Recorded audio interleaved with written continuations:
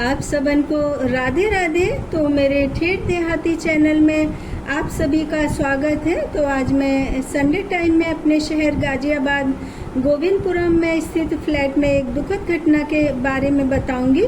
तो इससे पहले मैं आप लोगों से कुछ कहना चाहती हूँ कि आजकल लाइमलाइट में रहने के लिए कथावाचक तरह तरह की भ्रांति फैला रहे हैं और इस समय हमारा भारत कितनी परेशानियों से जूझ रहा है। पढ़ लिख कर भी युवा बेरोजगार हैं, मकान की किस्तें भरकर भी बिल्डर मकान का पोजीशन नहीं दे रहे हैं और महंगाई ने गृहस्थी का सारा बैलेंस बिगाड़ रखा है।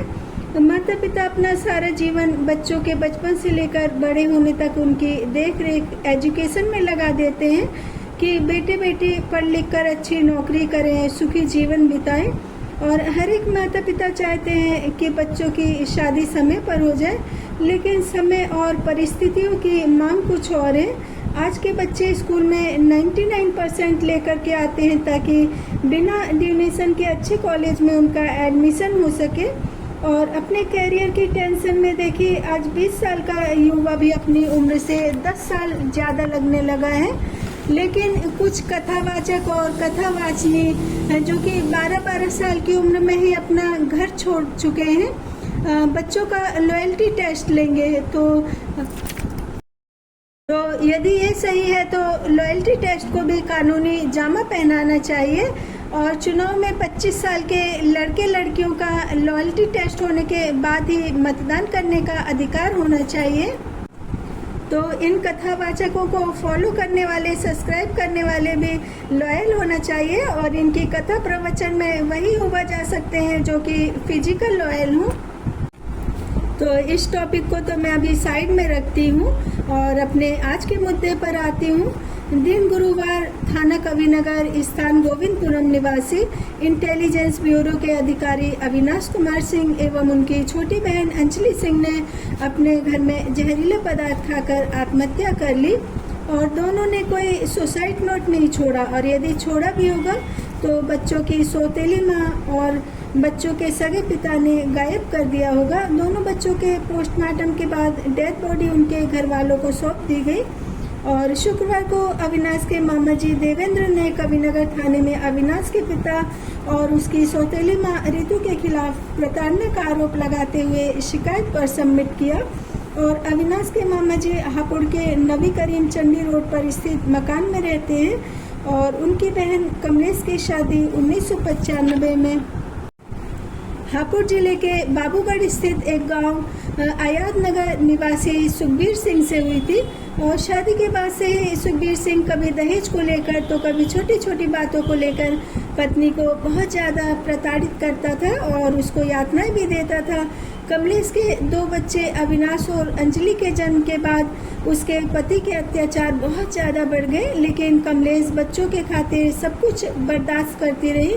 कमलेश का पति अय्यास किस्म के व्यक्ति हैं और नई नई महिलाओं से संबंध बनाना और रातें रंगीन करना उसकी आदत है। तो ये महिलाएं बदलने की आदत किसी भी पुरुष में अचानक से नहीं आ जाती है।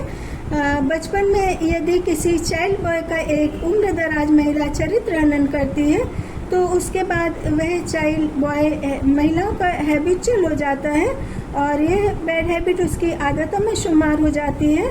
और इस तरह की घटनाएं पहले बहुत ही पिछड़े तबकों, गांव, कस्बों में होती थी और महिला में एक माँ का रूप होता है। तो इस तरह से छोटे छोटे बच्चों का चरित्र हनन करना महापाप होता है और पुरुष बचपन में इस हादसे का शिकार हुए हों या फिर कोई महिलाएं जो छोटी बच्ची थी वो घर परिवार में या बाहर किसी तरह से इस हादसे का शिकार हुई हूँ तो उनको ज़्यादा से ज़्यादा खुद को बिजी रखना चाहिए, अश्लील चलचित्र नहीं देखना चाहिए और ज़्यादा से ज़्यादा समय भगवान के नाम जप में लगाना चाहिए।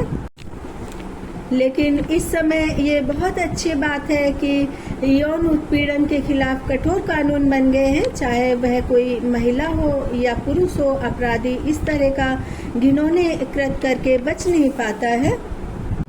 तो कमलेश का पति कमलेश को बहुत ज़्यादा प्रताड़ित करता था, उसको आर्थिक रूप से भी बहुत ज़्यादा तंग करता था, लेकिन कमलेश के पास कोई रास्ता नहीं था पति नामक दलदल की जिंदगी से निकलने का।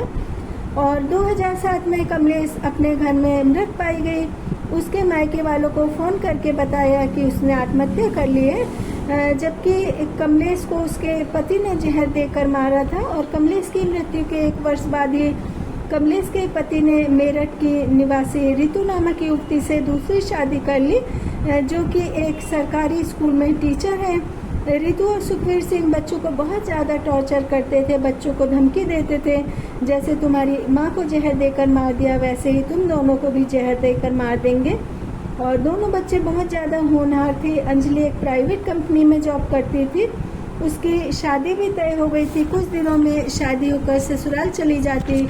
घर में शादी की तैयारी चल रही थी, तब भी रितु और अविनाश के पिता दोनों को बहुत ज़्यादा परेशान करते थे।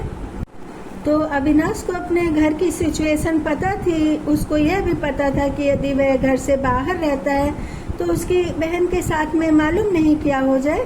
तो ऐसी स्थिति में उसको अपनी बहन को लेकर के अपने साथ ही रखना चाहिए था, क्योंकि वह इंटेलिजेंस ब्यूरो में अधिकारी था, उसको खुद का फ्लैट मिला होगा।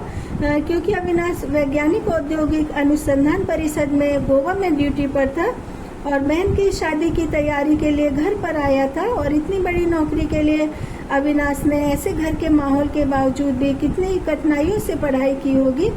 और अविनाश के मामा कहते हैं बच्चों को इतनी प्रॉब्लम थी तो बताना चाहिए था। जहाँ तक मुझे लगता है कि परिवार में इस तरह का कोई दुख हो या प्रॉब्लम हो तो बच्चों से हमको खुद ही पूछ लेना चाहिए, क्योंकि बेटा हो या बेटी हो, जितनी बातें वो अपनी माँ से कर सकते हैं उतनी बातें तो वो अपने पिता से भी नहीं कर सकते हैं। और फिर यदि मामा चाचा मामी हो तो उनसे तो वो इस तरह की बातें बिल्कुल भी नहीं कर सकते कि उन्हें क्या परेशानी है और क्या दुख है। तो हम बड़ों का फर्ज बनता है कि हम उनसे उनकी परेशानी पूछें। और पत्नी की मृत्यु के बाद पति की जिम्मेदारी होती है कि बच्चों की परवरिश करना और बच्चों की देखरेख करना। लेकिन जब पत्नी का हत्यारा ही एक पति हो तो वह एक अच्छा पिता कैसे बन सकता है।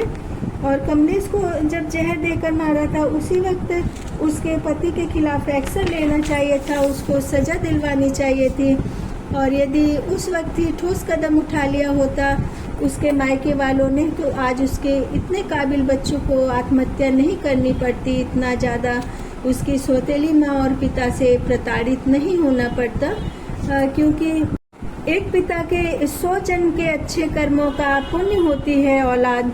और सातिर से सातिर अपराधी भी बच्चों के लिए सारे अपराध छोड़ देता है। लेकिन कहीं ना कहीं सुखबीर सिंह का वहसीपन और नई नई महिलाओं की चाह ने अपने बच्चों को ही अजगर सांप की तरह निगल लिया। और रितु और सुखबीर सिंह दोनों को कड़ी से कड़ी सज़ा मिलनी चाहिए। मेरे इस वीडियो को ज़्यादा से ज़्यादा शेयर करें, जिससे कि एक सौतेली माँ और बच्चों के पिता की क्रूरता बर्बरता की वजह से बच्चों की जान ना जाए, उन्हें आत्महत्या ना करनी पड़े। तो मेरे इस वीडियो को आप लोग ज़्यादा से ज़्यादा शेयर करें।